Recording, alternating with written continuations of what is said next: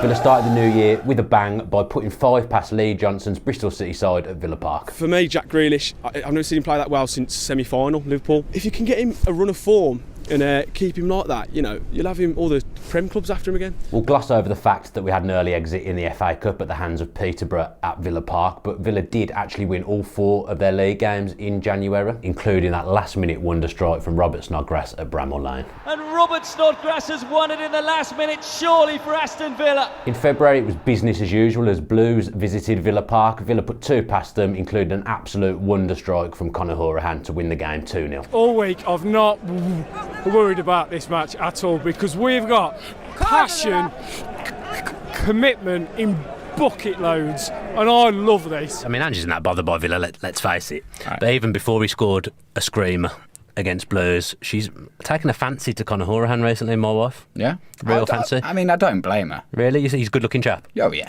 In typical Villa style, we followed the Blues game by going to Craven Cottage and losing 2-0, which included an awful error from Sam Johnson, if my memory serves me correctly. Villa did get back to winning ways at the end of the month, though, going to Hillsborough and beating Sheffield Wednesday 4-2. In March, we saw what could only be described as classic Aston Villa Football Club. We went to Sunderland and won 3-0 and followed that with one of the best performances seen at Villa Park for many a year by beating Wolves 4-1, who were top of the league at the time. We'll beat Cardiff here because we're a fortress. I've seen Stunning today. We've got pride, passion, purpose, and that really gets you places. And that passion and that belief, not just in football, in all walks of life, really gets you places. Fantastic today. Like me, QPR drove up the M40 and put a real dampener on things, beating us 3-1 and knocking us all back down to earth with a bump. We go to Bolton, who were in rotten form at the time, and we lose 1-0 in horrible, horrible conditions. Classic Villa. I felt 100% confident. I went into that game and I thought, no worries whatsoever, and unfortunately, we've had our pants pulled down. Typical Villa, you know, they impress at the weekend and then the next game they're like, turn up thinking, oh, we've beat Wolves, we'll beat everyone now, and then fair play to QPR, they played well, so, and our lot didn't. So a mixed bag in March, and then we followed that with a rotten start in April, going to Carrow Road and losing 3-1. We did get back to winning ways at Villa Park a few days later by beating Cardiff 1-0 with a Jack Grealish wonder strike, probably one of the best goals I've ever seen at Villa Park. We then went on to beat Leeds 1-0 as well, Lewis Graben with a header, and things were all looking rosy. It's only as far as Grealish, oh my word! Unbelievable technique, an unbelievable volley. He's never hit it so sweet. Amazing. Another great goal, and he's having a fantastic season. What a player. Steve Bruce made a few changes, but it didn't really matter as Villa went to Portman Road and stuck 4 past the Tractor Boys. Even Henry Lansbury got on the score sheet that day. That 1-0 win against Leeds actually secured Villa's place in the top 6, meaning whatever happened, Villa would at least be in the playoffs come May. It's going to be playoffs, but I can see us going to Wembley. Yeah, I'm going to book my hotel. A 1-1 draw with Derby at Villa Park, coupled with the fact that Cardiff won their game, saw our very slim top 2 hopes and hopes of automatic promotion quashed. May saw us reach the business end of the season, the playoffs approach, and Villa would face Middlesbrough. So by the time we put a podcast together next, we will know whether we're in the playoff final or not. That is horrible. I don't like that. I mean, we can't do anything about it now, you've said it, but I just don't like it. What else are we going to do? A trip to the Riverside beckoned in a game that would make or break Aston Villa's season. 1-0, big Jedinak. Jedinak with a header, and he gives Aston Villa the lead. The second leg was a very, very cagey affair at Villa Park, the game ending 0-0. Ex-Villa man Stuart Downing hit the bar, but who cares, job done. Wembley, here we come. So, Wembley. It all came down to this. Villa would play Fulham in the playoff final. One match, 90 minutes away from the Premier League. No, I'm not talking about it. You've got to mention the playoff final. I don't want to. Okay, move on. Yeah, unfortunately there was more turbulence lying ahead for Aston Villa as financial troubles hit the club. Tax bills weren't getting paid, all sorts was going on. It looked like Jack Grealish and James Chester would be sold on the cheap to keep Villa afloat. These were pretty bad times. Keith Winers has gone. Steve Round, gone. Absolutely no plan B. No, the B seems to have standing for ball. And actually, as soon as the playoff whistle, the final whistle goes, and we're not up, the whole thing has fallen in on itself. In July, the club was saved in the form of Wes Edens and Nassif Sawiris coming in and taking over the club as majority owners. England were putting a smile on all our faces, playing some great football and making their way to the World Cup semi-finals, and club football was also back on the agenda. We also got our first look at the new Luke Roper gear, including the kits which we were lucky enough to review in the club shop.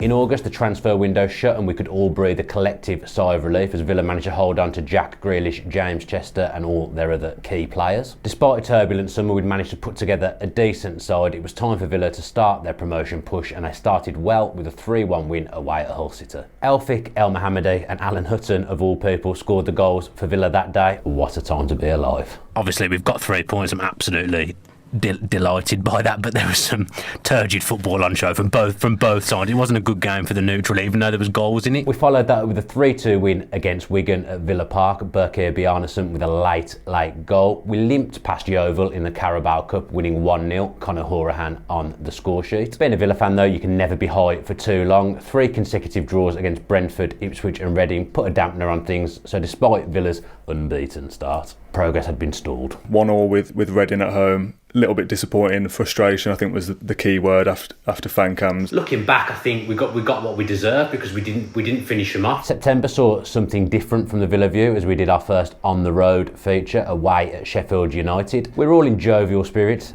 then the game kicked off. The sun is shining, we're all in high spirits. Let's hope we're still in those high spirits come the end of the game. Unlikely. Hello darkness, my old friend. I've come to talk with you again. We did manage to beat the mighty Rotherham 2-0, a Steve Bruce masterclass that night. The following game saw John McGinn score what's probably going to be our goal of the season, an absolute wonder strike against Sheffield Wednesday.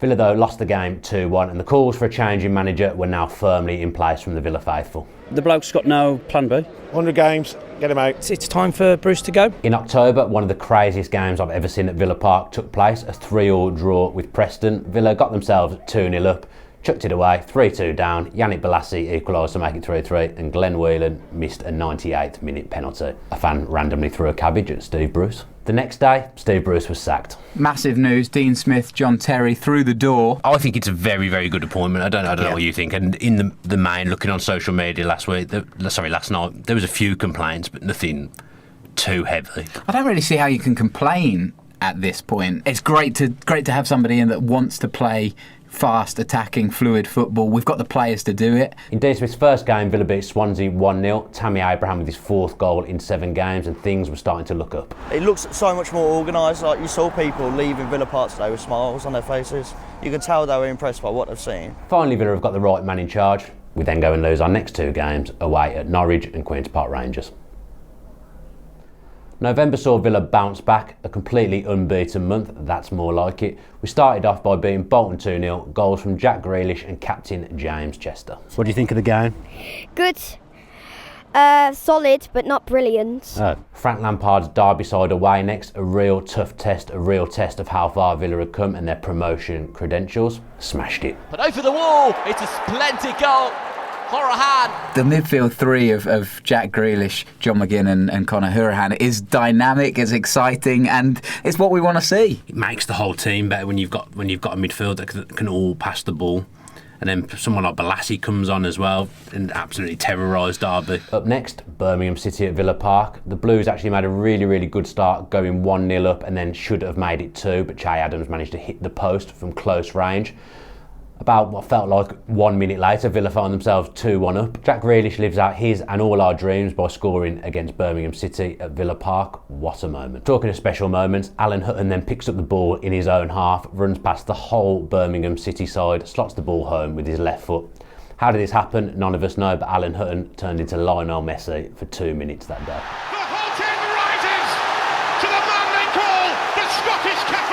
Give me one word to describe Alan Hutton's goal.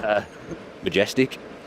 I like it, the whole end just fell silent. He was running towards it, and I said it in fan cams when he got in that penalty box. I just knew he was going to score. A few days later, Nottingham Forest arrived at Villa Park to play out a 5-5 draw. Yep, that's right, 5-5. Without a doubt, the craziest game I've ever watched in my life. Not even going to attempt to analyse what happened that night, so we move on. December, very much a mixed bag for Villa. Injuries have hit and only 2 wins have been recorded. The month started at Middlesbrough, going up against a Borough side that had only conceded 10 goals all season. Of course, Villa go there, score 3 and win the game 3-0. The following Friday, Villa go to the Hawthorns and play out a 2-2 draw with West Brom. No other way to describe it other than the fact we were absolutely robbed. A Jay Rodriguez handball to cheat Villa out of 3 points. Dirty cheating. Stoke came to Villa Park and again played out a 2-2 draw. A game we probably didn't deserve anything from. Jonathan Codger saving Villa with an 84th minute header. Why haven't we won this game today? Lack of intelligence, I think, on the ball and without the ball. You know, Hutton playing in his non-natural position, so he didn't look sharp, did he, at all? Overall, I'm happy. A lot happy. Football's a lot better, so I'm not going to complain. And we move on to the league leaders, Leeds United at Villa Park. Villa 2-0 up at home within 15 minutes. Absolute dreamland. It wouldn't be Villa though if we didn't blow a 2-goal lead and concede a stoppage time winner. Even looking at that Kemar Roof 90+4 is making me feel a little bit sick. Dean Smith calls Leeds the best side Villa have played. I have to say, I agree with him wholeheartedly. And Leeds United do in fact sit top of the table as we head into 2019. It's good tidings for Villa as we go to the Liberty Stadium, winning 1-0 against Swansea through a Conor Hourihane header, his 5th goal of the season. Villa end 2018 with a drab 1-1 draw away at Preston in a game we probably should win. December was also a milestone month for the Villa View as we celebrated our 3rd birthday. We'll come on to that in more detail shortly, but for now, thanks ever so much for all the support you give the channel. We really appreciate it. 3 years now, we've just hit it since we started the channel. Obviously you weren't there at the very beginning, but been a part of it ever since. Ever think we'd get to 3 years? Think we'd make it? I didn't. I don't know, actually. I've never really thought about what I think I came in with literally no expectation, so to be sat here now and we've done 3 years is obviously pleasing because it means people are still watching it, which is a good thing because there's no point doing it unless people are enjoying it and unless people are watching it. I feel like we've done as much as we can, put a lot of work in, and I like to think that's reflected in what comes out in the end product. So obviously we do a podcast once a week, we do the match previews. There's only so much access a fan channel can get, so I feel like we do the best with what we've got. It's just seeing what the next year brings, I guess. Yeah.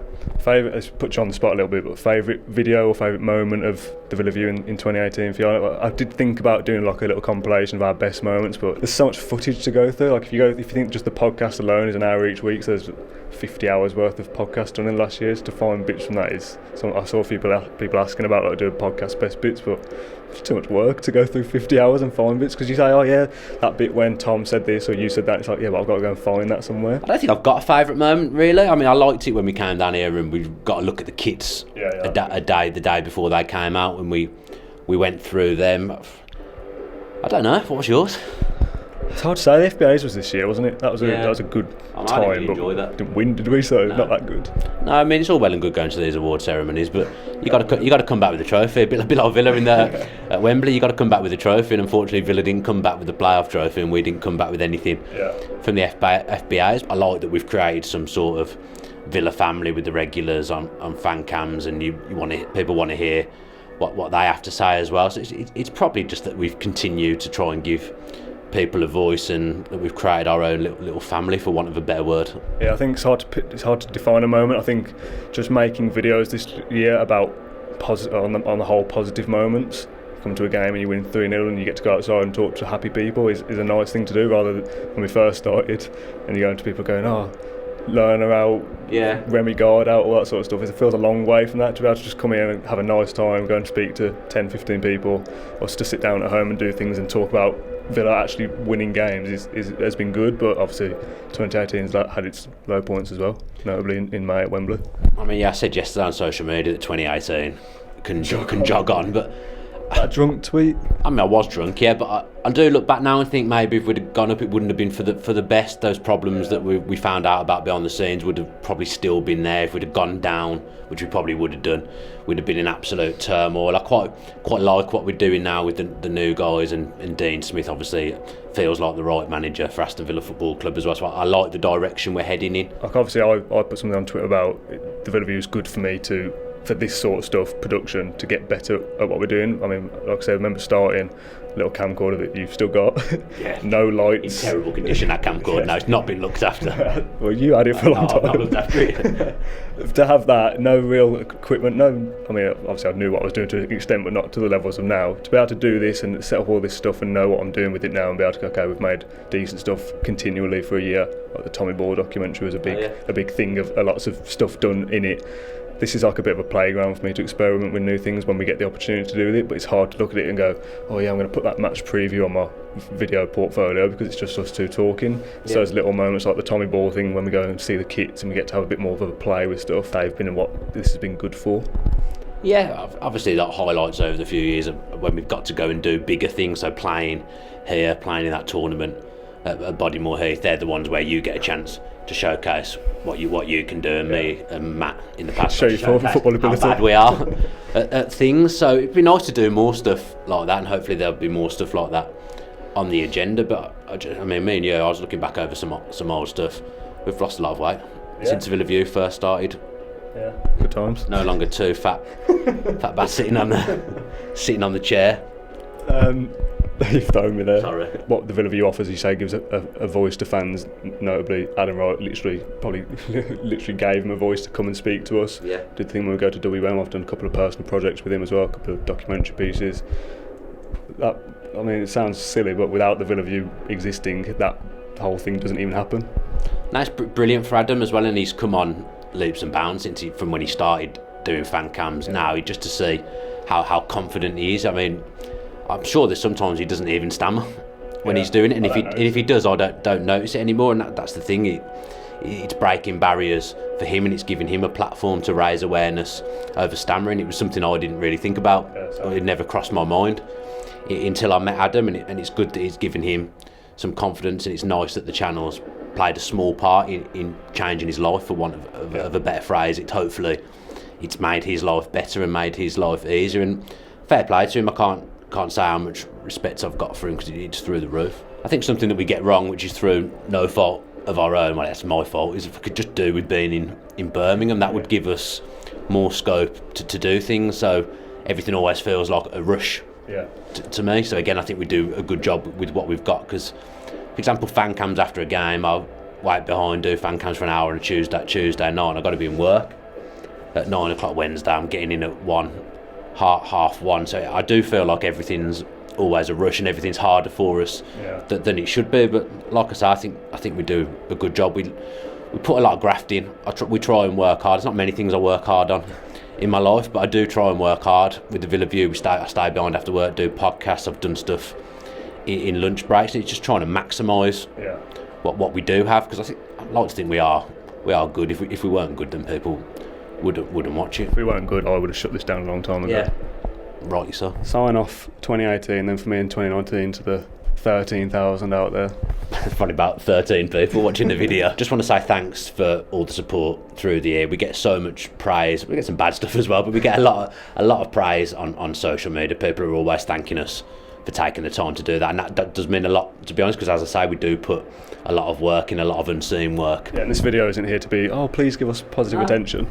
No, like I say, we had a criticism the other day on social media. I'm happy to receive criticism and praise equally. Obviously, I prefer praise, but I'm always happy to take constructive criticism on board. But yeah, like I said before, if people don't watch the stuff, there's no point doing it. The podcast in particular, I mean, that's the one you're not really that involved in. Yeah, we're looking at the podcast. Yeah, the podcast is, the people always come up to me at Villa Park at the games and say, oh, I love the podcast, it's so good, it's so funny. And credit to Tom, because that was actually his idea.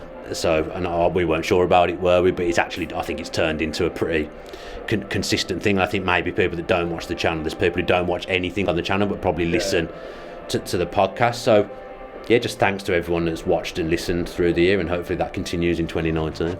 If you enjoyed that video, why not watch another? Click the video choices on screen now to go and watch them in full. Be sure to subscribe to the channel by clicking our logo there on the left. Easy peasy.